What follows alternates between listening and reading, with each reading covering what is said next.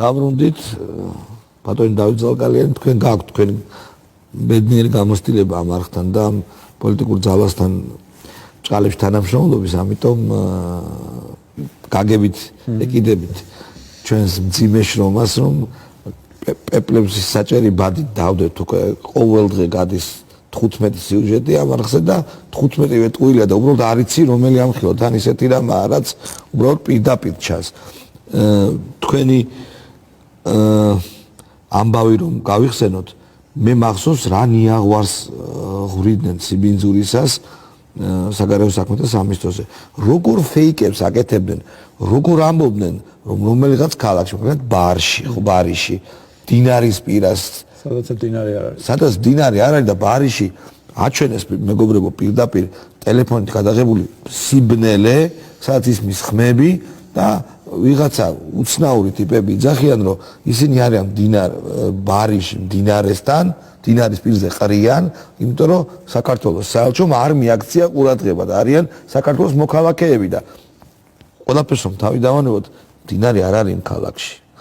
მოგესალმებით, მადლობა მოწვევისთვის. ჩვენ დავიწყოთ ახლა ამ სიბინძურის ერთ-ერთ მთავარი არქიტექტორის მიხეილ სააკაშვილისგან, რომლის თანამდებობაზეც დანიშნულმაც გამოიწვია ის, რადგან ჩვენ საუბრობდით ელჩის კონსულტაციაზე გავწვა. მოდით ხალხს აუხსნათ, რა ზომა არის ეს ზოგადად, რას ნიშნავს ელჩის კონსულტაციაზე გამოწვა. დიახ, ეს დიპლომატიაში მიღებული პრაქტიკაა, როდესაც ქვეყნებს შორის წარმოიშვება გაუგებრობა და მე ვიტყოდი, რომ ჩვენ გვაქვს საქმე მართლაც უპრეცედენტო ამბავთან, რომელიც ჩვენ რამდენიმე დღის წინ მქონდა საუბარი, მაშინ მე ვერ მოვედი თქვენთან სტუდიაში, ჩართვით და მას შემდეგ კიდევ ერთხელ გადავამოწმე ჩემი თავი, მაშინ გითხარით, რომ მსგავსი პრეცედენტი მე არ მახსენდება, როდესაც ორ სტრატეგიულ პარტნიორს შორის მსგავსი სახის გაუგებრობა ყოფილიყოს პლანეტაზე მთელს საერთაშორისო ურთიერთობების ისტორიაში, პრაქტიკაში მსგავსი რამე არ არსებობს. ამიტომ ჩვენ ძალიან, როდესაც პირველი დღიდან, როდესაც შევიტყვეთ, რომ ეს პროცესი არის დაწყებული, გახსოვთ თქვენ, რომ ჯერ იყო ინიცირებული მისი კანდიდატურა ვიცე-პრემიერის პოსტზე.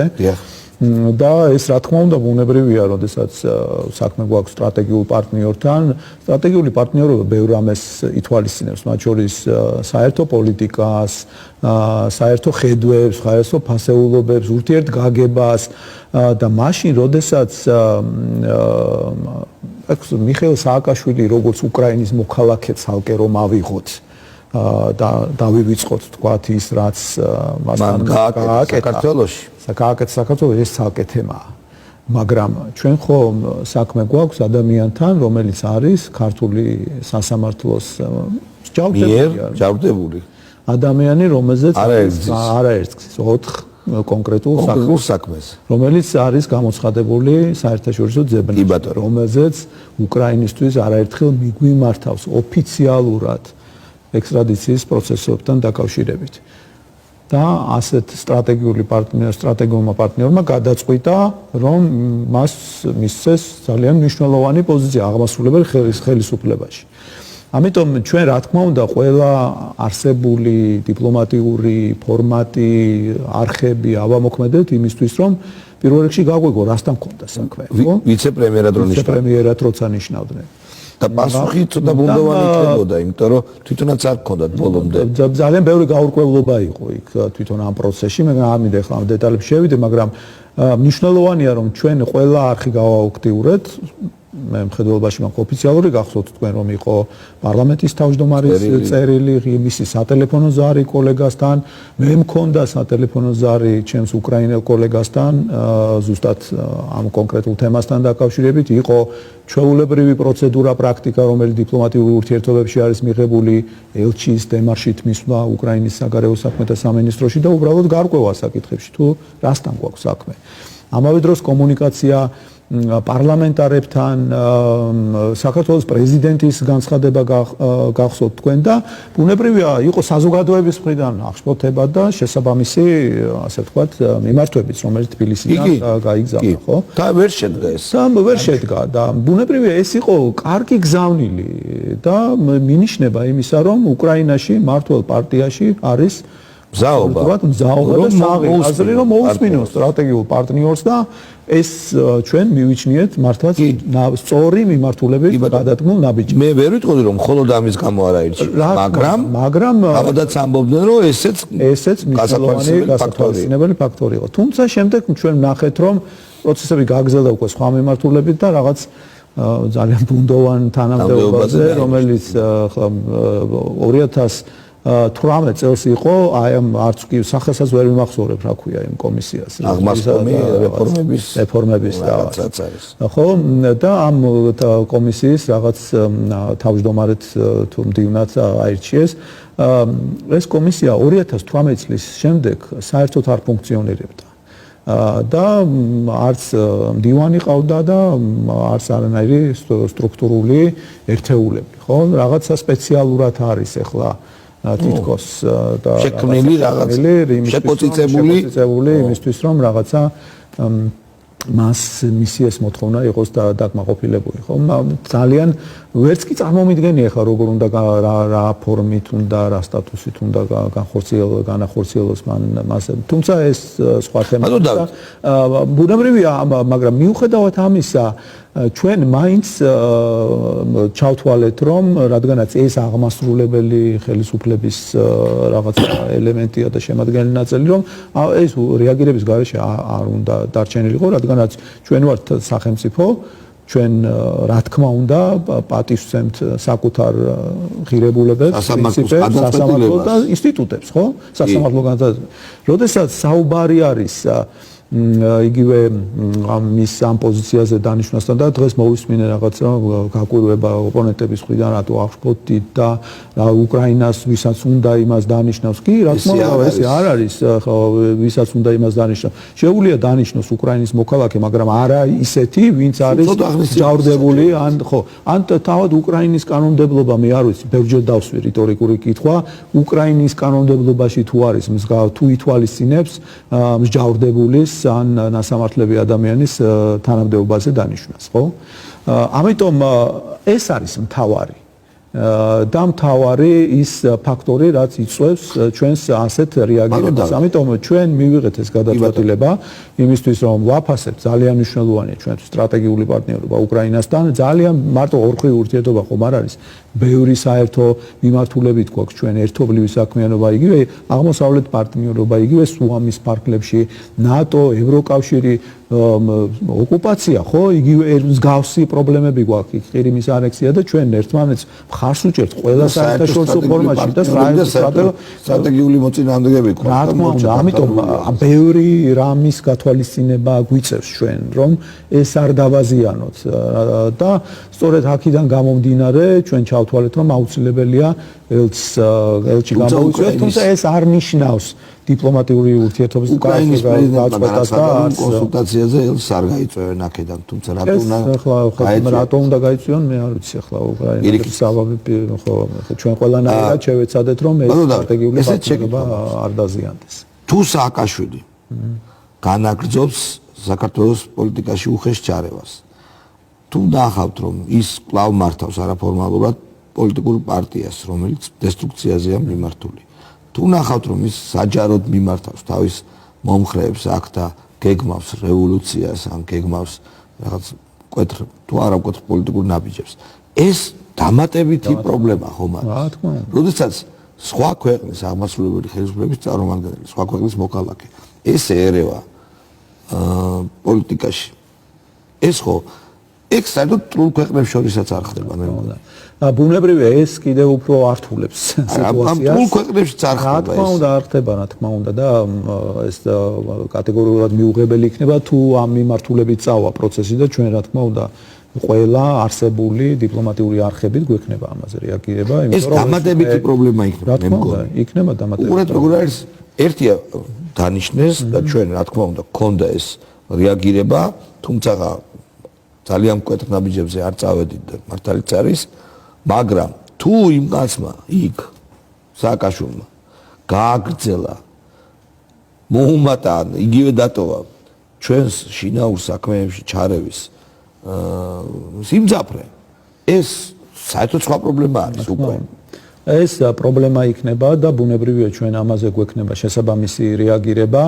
მე ვფიქრობ, რომ უკრაინელი პარტნიორებიც და კოლეგებიც აცნობიერებენ ამას, რომ ამას შეიძლება გაართულოს ჩვენი ურთიერთობა, რადგანაც ამიერიდან ის უკვე არის ოფიციალური აღმასრულებელი ხელისუფლების წევრი, უკრაინის მოქალაქე და ბუნებრივია სხვა ქვეყნის საქმეებში ჩარევა, ეს უკვე რა თქმა უნდა სცემდება საერთაშორისო ურთიერთობების არ ვიცი, ხო, კომენტირება იქ ხელმძღვანელობა, რა დირექტივები ან საჯარო გამოშვება ეს უკვე რა თქმა უნდა ეს უკვე დარწმუნებული ვარ რომ სააკაშვილი ამას არ შეეშვება და ჩვენ რაღაც ძალიან ცუდი რაღაც მოხდა მე თქვენ საგარეო საქმეთა მინისტრი ხართ ნომერ პირველი დიპლომატი და თქვენ კომენტირებას არ მოგთხოვთ მაგრამ მე ძალიან მეწყინა უკრაინისგან და უკრაინის ხელმძღვანელობისგან ასეთი ჩემი აზრით არამეგობრული ნაბიჯის გადადგმა მოდით ახლა დაუბრუნდეთ საქართველოში და მე გთხოვეთ თქვენ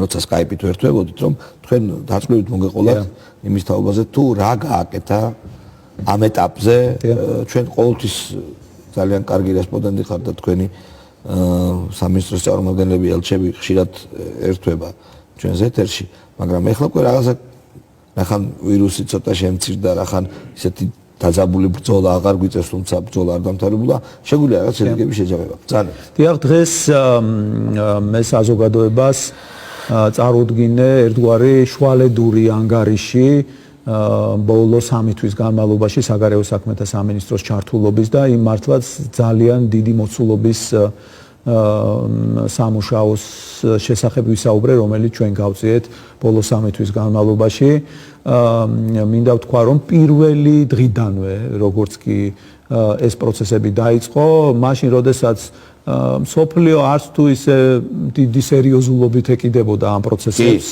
გახსოვთ თქვენ არ იყო საერთოდ არც დაკეტილი თავისუფლად იყო ღიაცა და მოგზაურობა და როდესაც ეს პრობლემა იყო ჩინეთში მაშინ იქ პრობლემა კერძოდ უჰანის პროვინციაში მსხოვრები ჩვენი თანამოქალაქეები ღირსიერად გამოვიყვანეთ ჩვენი პარტნიორების დახმარებით ასევე შემდგომ როდესაც პროცესი გადავიდა ირანში უკვე ირანიდან ჩვენი მოქალაქეების გამოყვანა მოხდა და ეს იყო მართლაც დროული რეაგირება და ის რამაც მათგანი არ იყო ინფიცირებული არც ერთი მათგანი არც ჩინეთიდან არც ირანიდან და ეს იყო მართლაც ძალიან სწორი გადაწყვეტილება მე მინდა აქ აღვნიშნო პრემიერ-მინისტრის როლი რომელმაც მართლაც დაჟინებით მოითხოვა მაშინ რომ ჩვენ უკვე სწრაფი გადამწყვეტი ზომები მიგვეღო ჩვენს მოქალაქეებთან მიმართებაში და არა მხოლოდ ჩამოყვანასთან, არამედ უკვე დაგვეწყო ფიქრი იმასთან დაკავშირებით, რომ რა გართულება შეიძლება მოყოლო და ამას მართალი გითხრათ დღევანდელი გადმოსახედიდან რომ უყურებ, როდესაც ჩვენ საკოორდინაციო საბჭოს ფარგლებში გადაწყდა უკვე, როდესაც იტალიაში შეიქმნა პრობლემა იტალიასთან ფრენების შეწყვეტის, ჩემთვის ეს ერთგვარი შოკი იყო, რადგანაც პირველი დარტყმა უკმაყოფილების დარტყმა ჩვენი მოქალაქეების, რა თქმა უნდა, წამოვიდოდა საგარეო საქმეთა სამინისტროზე და მე როგორც უწყების ხელმძღვანელი ვაცნობიერებდი თუ რა სირთულების წინაშე დავდგებოდით ჩვენ, მაგრამ იქ როდესაც ჩვენ უსმენდით ჩვენს ექიმებს და ჯანდაცვის სამინისტროს წარმომადგენლებს მაშინ იქ უკვე აშკარა იყო რომ ჩვენ სწრაფი ნაბიჯები უნდა გადაგვედგა იმისთვის რომ სწრაფად მოხდარიყო საჰაერო სივრცის დახურვა და ჩვენი მოქალაქეების წამოყვანა ამ ეგრეთ წოდებული რეისები და წითელი ზონებიდან და პირველი სპეცრეისები ჩვენ სწორედ იტალიიდან განვახორციელეთ რომიდან ორი ბორტი გაუშვით თუ გახსოვთ და ჩვენი მოქალაქეების დაბრუნება დაიწყო სწორედ იტალიიდან მე დღეს დავაანონსე ჩვენ იცით თქვენ რომ 9 მაისამდე ქონდა ჩვენ გამოცხადებული ფრენები 9-ში ხვალ იქნება ბერლინიდან და უკვე შემდგომ ფრენები დავაანონსე 21 მაისის ჩათვლით ანუ საგანგებო სიტუაციის პერიოდში დარჩენილ დროში და განხორციელდება კიდევ 5 ფრენა, ეს იქნება ლონდონი, იქნება ათენი, იქნება ლარნაკა, გვექნება სპეციალური რეისი ამსტერდამიდან, რომელიც მოემსახურება მხოლოდ ამერიკის კონტინენტიდან წამოსულ ჩვენს მოქალაქეებს, ძირითადად სტუდენტები არიან, ახალგაზრდები არიან, თუმცა ამერიკიდან პრემიერ-მინისტრის უშუალო ინიციატივით და ჩვენ სტრატეგიულ პარტნიორთან ამერიკის შეერთებულ შტატებთან ერთობლივი ღონისძიებით ჩვენ სტუდენტები გამოვიყენეთ და გახსოვთ თქვენ რომ დოჰადან კატარის გავლით სპეციალური რეისით ჩამოვიყვანეთ ისინი საქართველოში. გარდა ამისა ჩვენ ვეხმარებოდით ჩვენს პარტნიორებსაც, მეზობლებს, სომხეთს, აზერბაიჯანს, ისინიც გვეხმარებოდნენ ასევე ჩვენი მოქალაქეების გაყვანაში და მათი მოქალაქეების ტრანსპორტირებაში. ძალიან მნიშვნელოვანი და მინდა დაუბრუნდე ისევ იმას, რომ რაღაცნაირად სიმბოლურად მინდოდა რომ რადგან დავიწყეთ რომით, რომ რაღაც ამ საგანგებო სიტუაციის ბოლო დღეს ისევ რომის რეისი ყოფილიყო, რადგანაც არა მხოლოდ სიმბოლურად, არამედ იმ ინფორმაციიდან საჭიროებაც არსებობს, იმიტომ რომ ჩვენ ყოველდღიურ რეჟიმში ჩვენი საელჩოებიდან მოგდის ინფორმაციული ცნობა იმის შესახებ თუ როგორია დინამიკა მომართვიანობის და საგრძნობლად იკლო უკვე აღარ არის ისეთი იქაც უკვე რეჟიმების შემსუბუქებიდან გამომდინარე მომართვიანობას იკლო. თუმცა დღეს უკვე სიამაყე შემიძლია ვთქვა რომ საქართველოში დავაბრუნეთ 10,000 საქართველოს მოქალაქე და ეს პროცესი გაგრძელდება, ჩვენ გადავაჭარბებთ 10,000 და ბევრად მეტი გვეყოლება დარჩენილ პერიოდში და ეს პროცესი მიმდინარეობს არა მხოლოდ საჰაერო გზით, სახმელეთო და საზღვაო გზით და ძალიან დიდ სირთულებთან იყო დაკავშირებული, მათ შორის დერეფნების შეთანხმება, ჩვენი მოქალაქეების ყველა ხო იმ ქალაქებში არ იყო განთავსებული, ვინც იყო მძიმე კრიტერიუმები შევადგინეთ, ანუ ესეთი კიდევ კარანტინის ზონებიდან გამოყვანა, სპეციალური ნებართვებით, ურთულესი პროცესები იყო, ძალიან მძიმე პროცესები და ჩვენი საელჩოს თანამშრომლები, საკონსულოს თანამშრომლები, რომლებიც პირდაპირ დარტყმის ქვეშ იყვნენ, აი ამ რთულ სიტუაციაში ისინი დადიოდნენ, მაშინ როდესაც იქ შიდა გადაადგილება იყო შეზღუდული და საკუთარი მანქანებით გამოყავდათ ეს ადამიანები და მიყავდათ საელჩოს კუთვნილი რომელსაც შეუძლია გადაადგილება და გამოყავდათ ამ წითელი ზონიდან და მიყავდათ აეროპორტებში და ერთგვარი ჰაბები გავაკეთეთ, არაჩერებენ კანექშუქია დიპლომატიური იმუნიტეტისა და ნომრები ჰქონდა და ძალიან უამრავი ონკოპაციენტი ჩამოვიყვანეთ, რომელიც იყო უმძიმეს მდგომარეობაში და COVID-ით დაინფიცირებული 3 პაციენტი ჩამოვიყვანეთ უცხოეთიდან სპეციალური რეანიმობილებით. ამ ყველაფრის ორგანიზება იყო გადავიდა ჩვენს მხრებზე, ჩვენი დიპლომატების და იმ ადამიანების მხრებზე, რომლებიც ამ მთელი ამ 3 თვის განმავლობაში მართლაც გასწორებული ჰქონდათ დღე და ღამე 24 საათიან სამუშაო რეჟიმში. იქ დახმარების აღმოჩენა, ბატონო დავით. იქ კონკრეტულად ადგილზე დახმარება კვება დღეს მე ვისაუბრე, რა თქმა უნდა, დღეს მე ჩემს ანგარიში ასევე ამაზეც ვისაუბრე და 20,000-მდე 19,418 მოქალაქეს ზუსტად ადგილზე აღმოვჩინეთ დახმარება. მათ შორის პირველადი მოხმარების ნივთებით, საკვებით, წყალი, თავშესაფარი, კონსულტაცია, სამედიცინო ჩართვები თბილისიდან, რაც ფასდაუდებელი საქმიანობა გაწიეს ჩვენმა ექიმებმა დაავადებათა კონტროლის ცენტრიდან. უღრმესი მადლობა მათ და ყოველდღე მოდიოდნენ საგარეო საქმეთა სამინისტროში და ჩვენს მოქალაქეებს, რომლებიც საზღვარგარეთ იმყოფებოდნენ და იცით თქვენ რომ იქ დაინფიცირებულებსაც ბევრ შემთხვევაში თუ კი ოფორმებში არ მეყავდათ სამართლებაში და ეს ადამიანები არ მიდის და დაუცველები იყვნენ და თბილისიდან ქართულად გაგონილი სიტყვა ჩვენი ამ დარგის სპეციალისტების უაღრესად მაღალი კვალიფიკაციის ადამიანების მათთვის იყო უაღრესად მნიშვნელოვანი და შვება და მე ვიცი რომ ბევრ მადლობას იღებთ ძალიან ბევრ მადლობას მე ვიცი რომ ბევრი თავდასხმის იყო პოლიტიკურად ანგაჟირებული თავარი ხი ახსენეთ თქვენ და ზუსტად აი იქიდან მოდიოდა ნიაღვარი ასე ვთქვათ არ ვიცი ნუ ეხლა საშინელი უსამართლო რა თქმა უნდა ბევრი შეიძლება სამართლიანიც არის წუხილი, მაგრამ ჩვენ მასშტაბური ოპერაცია ხორციელდება, იქ რა თქმა უნდა არის შეცდომა. იქნება უკმაყოფილო ადამიანების, მაგრამ შეცდომებიც რა თქმა უნდა ბუნებრივია, მაგრამ არა იმ სიცრუის ადეკვატური იმ სიცრუის ნიაღვარი რომელიც მოდიოდა და იგივე ის მაგალითი ბარის მაგალითი ახსენეთ ვარშავის მაგალითი სადაც თქვეს რომ ნუ აი რაღაცა მოიგონეს ისეთი რამე რომ მე არ ვიცი თითქოს საელჩომ გამოიძახა პოლიცია და დავარბიეს გაურობა და ჯერაც საგანგებო მდგომარეობა ყველგან ჯერაც არ გაუქმებულა საგანგებო მდგომარეობის დროს 10 კაცზე მეტის თუ 5 კაცზე მეტის შეკრება რომელიმე საელჩოსთან ბუნებით და არც კი როგორ ახლა ელჩი პირადად გავიდა ამ ადამიანებთან ესაუბრა ყველა თითეული მათგანის ტკივილი გულთან ახლოს მიიტანა და უამრავი ეს ადამიანი თავშესაფარში წავიყვანეთ სახელმწიფომ მათ თავშესაფრის ორგანიზაცია გაუკეთა მეერებთან ბულგარეთში როდესაც ადამიანები ტრანსპორტით მოდიოდნენ ბრუნდებოდნენ და დაიკეტა საზღვრები და მე პირადად დაურეკებ თხოვე ბულგარეთის საგარეო საქმეთა მინისტრს თურქეთის საგარეო საქმეთა ministrს დახმარება რომ ამ ეს ადამიანები რამენად გამოეშვათ გამოეტარებინათ და ამ დროს იღებ არ ვიცი ისეთ უსა და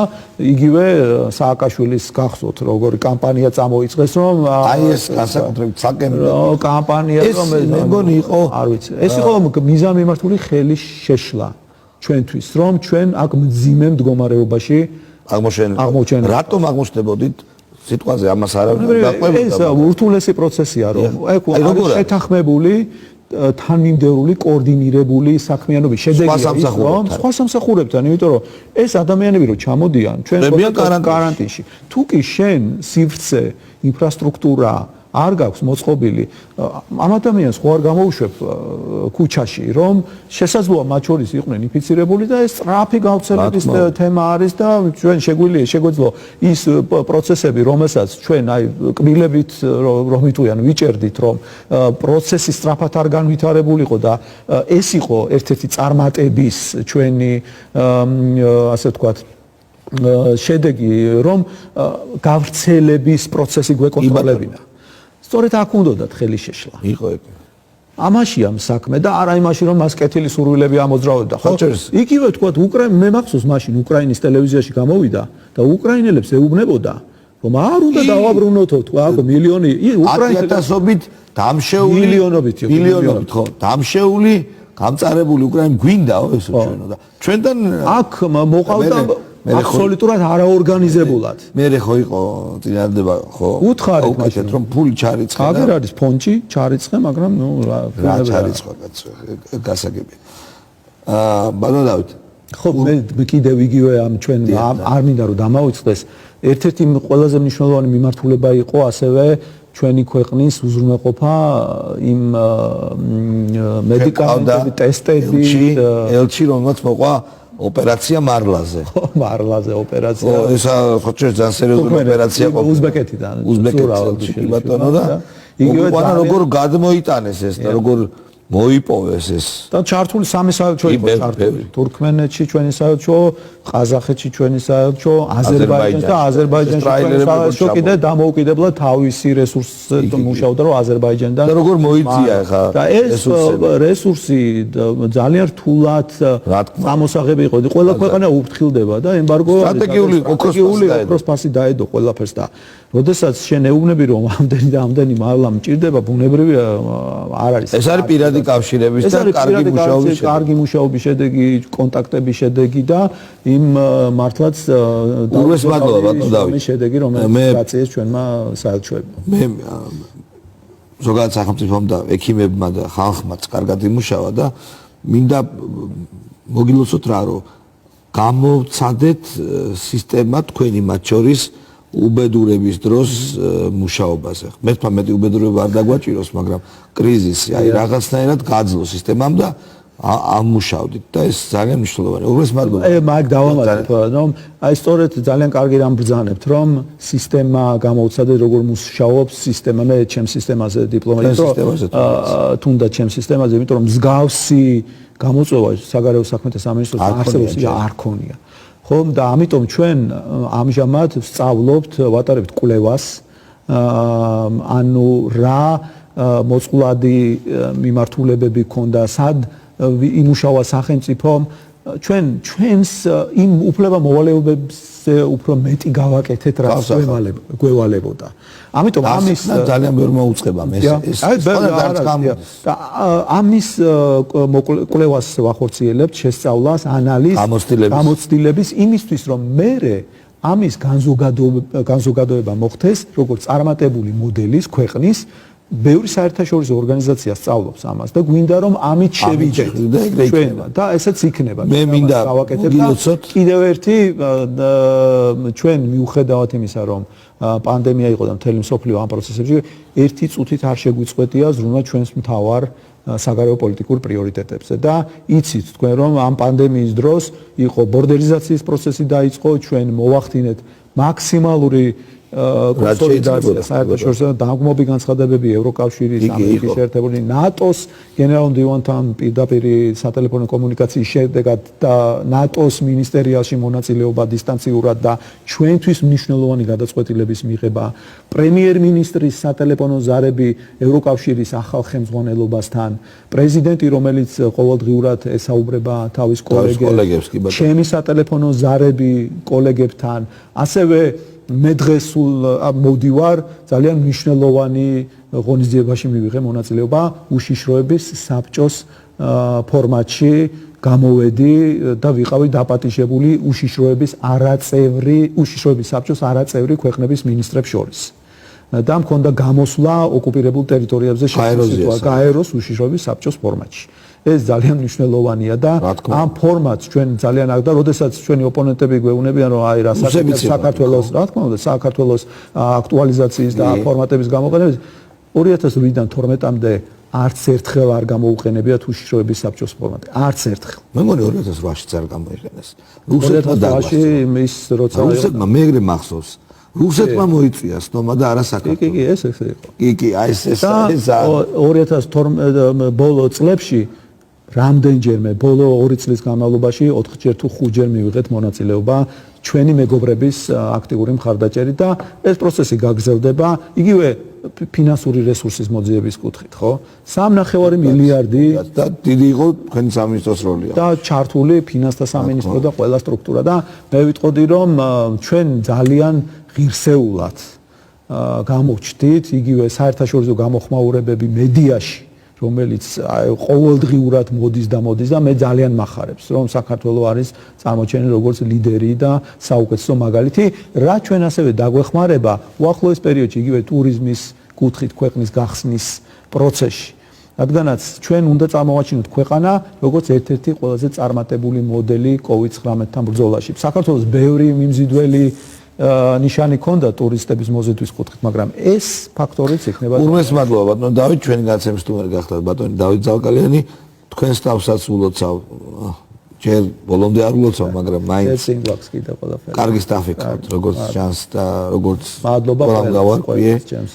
და ურმეს მადლობა რომ მოგზანდით, ჩვენ სულ ცოტა ხანში სხვა გადაცემას დავიწყებთ, სამნიდაკო, ახლა ბატონ მინისტრის შემშტობებით